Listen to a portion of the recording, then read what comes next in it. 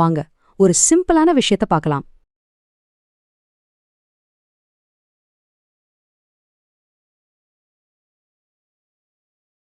எல்லாருக்கும் வணக்கம். பங்கு சந்தையில ட்ரேடர்கள் தினமும் பயன்படுத்துற ஒரு ரகசிய ஆயுதம் இருக்கு.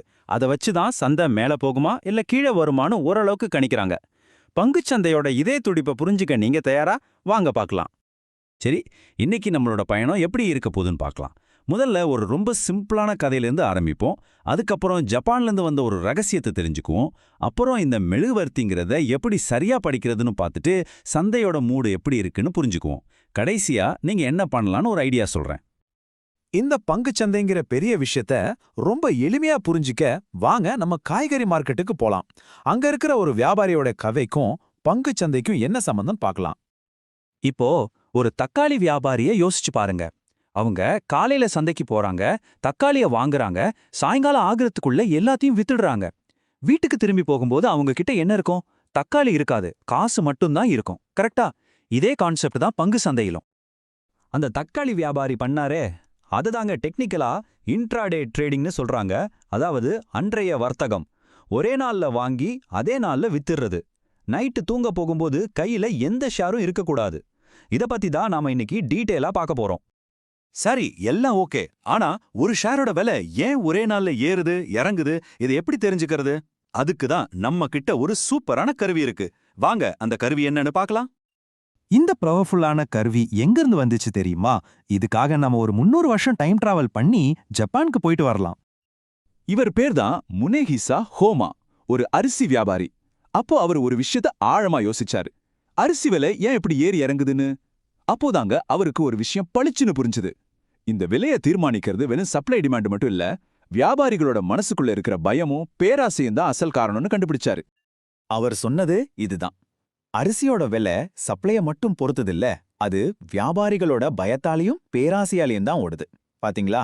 மனுஷனோட எமோஷன் தான் மார்க்கெட்டோட இன்ஜின்னு அப்பவே சொல்லிட்டாரு. சொல்லப்போனா அவர் கண்டுபிடிச்சது வெறும் சார்ட் இல்ல, அது மார்க்கெட்டோட ஹார்ட் பீட்டை பார்க்கறதுக்கான ஒரு வழி. ஒவ்வொரு ஏற்ற இறக்கமும் சந்தையோட சந்தோஷத்தையும் பயத்தையும் நமக்கு அப்படியே படம் போட்டு காட்டுது. சரி, கதையெல்லாம் கேட்டாச்சு. இப்போ இந்த மெழுகுவர்த்தி, அதாவது கேண்டில் ஸ்டிக்க எப்படி படிக்கிறதுன்னு ஸ்டெப் பை ஸ்டெப்பா பார்க்கலாம் வாங்க. ஒரு கேண்டில் ஸ்டிக் ஒரு முழு நாளோட கதையையும் 4 நம்பரை வச்சு சொல்லிடும். அது என்னன்னா, காலையில 9:15க்கு மார்க்கெட் திறக்கும் போது என்ன விலை, அது ஓபன். அந்த நாள்லயே அதிகபட்சமா போன விலை, அது ஹை. அதே மாதிரி ரொம்ப கம்மியா போன விலை, அது லோ. கடைசியா 3:30க்கு மார்க்கெட் மூடும்போது இருந்த விலை, அது க்ளோஸ். இப்போ ஒரு கேண்டில்ல 2 முக்கியமான பாகம் இருக்கு. ஒன்னு தடியா கலரா இருக்கிற பகுதி, அதுக்கு பேரு பாடி, அதாவது உடல். இன்னொன்னு மேலையும் கீழையும் மெல்லிசா கோடு மாதிரி இருக்கிறது, அதுக்கு பேரு ஷேடோ, அதாவது நிழல். அந்த பாடி ஓப்பனுக்கும் க்ளோஸுக்கும் நடந்த சண்டையை காட்டுது. ஆனா அந்த ஷேடோ அந்த நாள்ல நடந்த மொத்த ஆட்டத்தையும், அதாவது ஹைல இருந்து லோ வரைக்கும் காட்டுது. இப்போ ரொம்ப இன்ட்ரெஸ்டிங்கான விஷயத்துக்கு வரோம். கலர். ஒரு கேண்டிலோட கலரை பார்த்த உடனே அன்னைக்கு நடந்த சண்டையில யாரு ஜெயிச்சான்னு நம்மளால சொல்லிட முடியும். அது எப்படின்னு பார்க்கலாமா? ரொம்ப சிம்பிள். கேண்டில் பச்சையா இருந்தா வாங்கினவங்க ஜெயிச்சிட்டாங்கன்னு அர்த்தம். அதாவது காலையில ஆரம்பிச்ச விலைய விட சாயங்காலம் முடிஞ்ச விலை அதிகம்.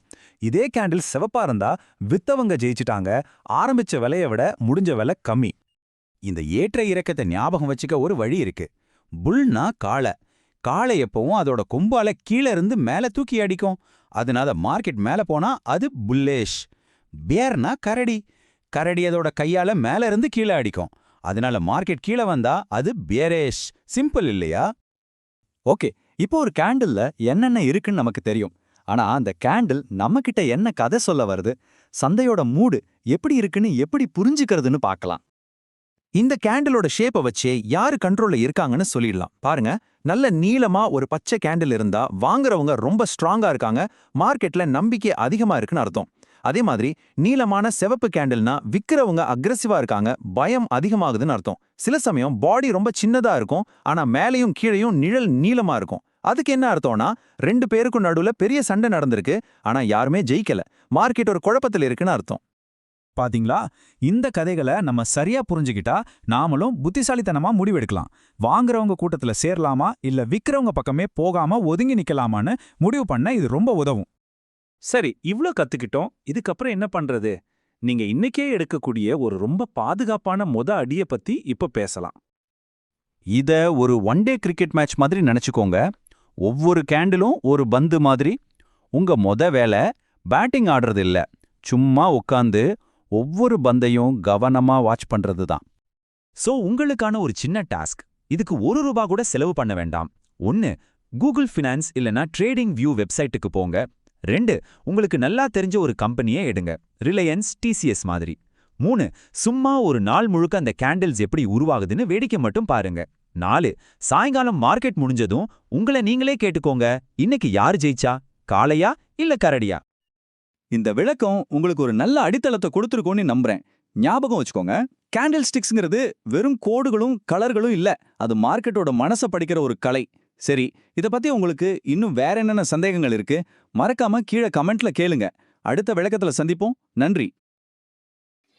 இந்த வீடியோ உங்களுக்கு பிடிச்சிருந்ததுன்னா லைக் பண்ணுங்க, ஷேர் பண்ணுங்க, சப்ஸ்கிரைப் பண்ணுங்க. தேங்க்யூ ஃபார் வாட்சிங்.